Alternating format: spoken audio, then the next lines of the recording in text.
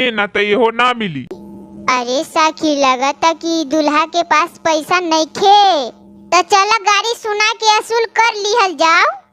चलनी के चलल हो दूल्हा, सुप के झटकारल हो, छोलनी के दागल हो दूल्हा,